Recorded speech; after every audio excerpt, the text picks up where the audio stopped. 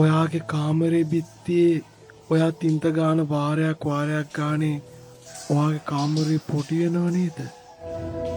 Pregnant ගෑනු කෙනෙක් පීනනවා කියන්නේ ඒක මිනිස් සබ්මරීන් එකක් පීනනවා වගේ සීන් එකක් නේද?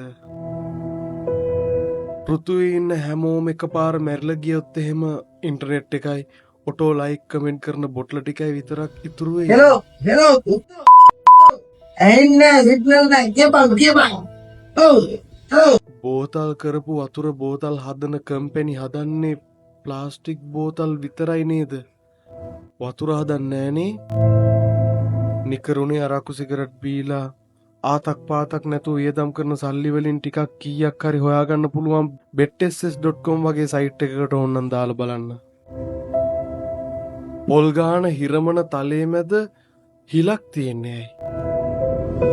betss.com try කරලා බලන්න. ඔයාට අඟල් 55 4K smart TV එකක් 4K gold coin 5ක් Samsung A15 ෆෝන් එකක් වගේම cash prices දිනා ගන්න chance එකකුත් තියෙනවා.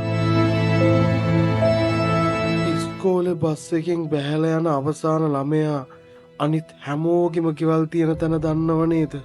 ඒත් අනිත් අය කවුරුත් අර අවසාන ළමයාගේ ගෙදර තියෙන තැන දන්නේ නැහැ නේද? අරක්කුවලට ඇබ්බැහි වුණ එකෙක්ට මදුරුවෙක් දෂ්ට කරොත් එහෙම මදුරුවත් අරක්කුවලට ඇබ්බැහි වෙනවද? ඔයා ජීවිතේ වැඩිපුරම ආස කරන ස්පෝර්ට් එකට බෙට් එකක් තියලා try කරලා බලන්න. කමන්නේ. බැරි නිකන් ඉන්න. ඒත් කමන්නේ. අපේ යට සැකිල්ල සුද්ධ කරන්න පුළුවන් එකම වෙලාව අපි දත් මදින වෙලාව නේද? ඔයා වැකුම් ක්ලීනර් එකක් සුද්ධ කරනකොට ඔයා වැකුම් ක්ලීනර් එකක් වෙනව නේද? කොට කෙල්ලෝ ඇයි උස කොල්ලෝ යන්නේ? උස කොල්ලොන්ගේ වෙනම මැජික් එකක් තියේද?